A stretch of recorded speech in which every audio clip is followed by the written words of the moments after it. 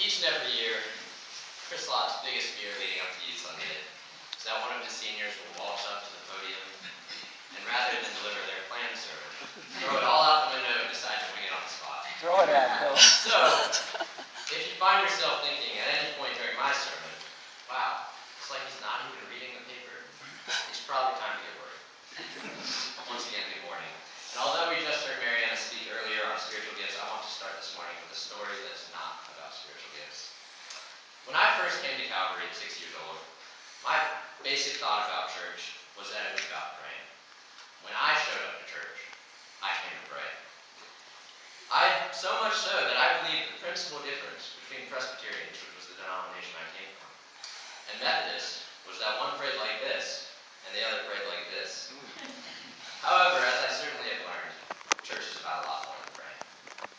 One of the things that church leads us to are our spiritual gifts. For me, and hopefully you still agree with me after my earlier performance, that means playing the cello here at Calvary. And while I do have more than one spiritual gift, my mom wouldn't let me leave the house this morning without taking my ego pill. So, I'll save us some time. However, identifying your gifts does not mean you're finished. Finding a way to use them is how we all glorify God. So how do we use our spiritual gifts? To find out, let's consider a biblical story that is often confusing for a lot of us, the story of Cain and Abel. Hear these words from Genesis 4. Now the man knew his wife Eve, and she conceived and bore Cain, saying, I have produced a man with the help of the Lord. Next she bore his brother Abel. Now Abel was a keeper of the sheep, and Cain a tiller of the ground. In the course of time, Cain brought to the Lord an offering of fruit of the ground. And Abel, for his part, brought of the firstlings of his flock, their fat portions. And the Lord had regard for Abel and his offering, but for Cain and his offering he had no regard. So Cain was very angry, and his countenance fell. The Lord said to Cain, Why are you angry, and why has your countenance fallen? If you do well, will you not be accepted? And if you do not do well, sin is lurking at the door. Its desire is for you, but you must master it. Cain said to his brother Abel, Let us go out to the field.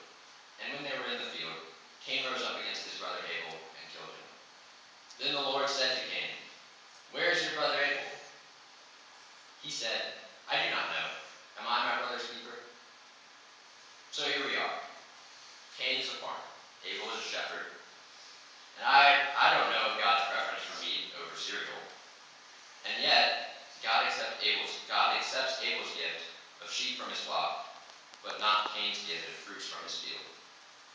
Cain offered up the best he had, just as Abel offered up his best. So why does God arbitrarily accept one gift, but not the other? We'll come back to this. This past summer, and I want you to mentally prepare yourself for the statement I'm about to make, because it may be somewhat of a shock for most of you, coming from a 17-year-old. This past summer, I read a book. I read East of Eden by John Steinbeck. In East of Eden, the focus of the story is on two brothers living in the Salinas Valley of California named Cal and Aaron. One Thanksgiving, Cal and Aaron both have plans to present a gift to their father. Cal's gift is a very tangible gift of money, while on the other hand, Aaron's gift is less so, being his return home from college. Their father accepts Aaron's gift wholeheartedly, welcoming him home with open arms. However, he does not do the same for Cal. Cal, who is shocked and enraged by this, devises a plan that leads to the death of his brother Aaron. After hearing this news, their father is driven to his deathbed by a terrible stroke. In his final words, he does not forgive Cal for killing his brother, but rather faintly whispers the Hebrew word timshel, meaning thou mayest. So let's briefly recap our two stories. Cain and Abel are brothers. They both offer up gifts to God. God accepts Abel's gift, but not Cain's. Then Cain kills Abel. In our other story, Cal and Aaron are brothers who both offer up gifts to their father, Adam. Adam accepts Aaron's gift, but not Cal's, and then Cal, although indirectly, kills Aaron. So at this point, you're getting a little worried. There's no way I'm going to tie all these together, but don't fret, I'm getting there. Recall our verse from the story of Cain and Abel. Why are you angry, and why has your countenance fallen? If you do well, will you not be accepted? And if you do not do well, Sin is lurking at the door. Its desire is for you, but you must master it. In this verse we see, just as how in East of Eden, Adam did not directly forgive his son Cain for his sins, God does not directly forgive Cain for his. Rather, both Cain and Cain are given the opportunity to triumph over sin. But the question remains, why does God accept Abel's gift and not Cain's? Why does Adam accept Aaron's gift but not Cain's? Well, unfortunately, I can't answer that. But I'm not answering that because that's not what's important here.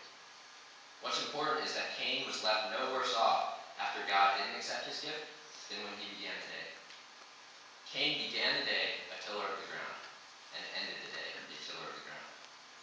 However, God knew that Cain would turn angry in envy of his brother and gave him the opportunity to triumph over that sin. So once again, I know what you're thinking. Cole, you haven't told me how to use my incredible chocolate chip cookies as a spiritual gift. Well, luckily for you, that's up to you. Neither I nor anyone else can tell you how to use your spiritual gifts. What's important to remember is we all have spiritual gifts, and they are all unique. Furthermore, God wants us to be satisfied with what we have to offer, and not to give in to jealousy over what other spiritual gifts are. In doing so, God grants each of us our thou mayest own. And while God warns that sin is lurking at the door, his gift to each of us is the opportunity to master it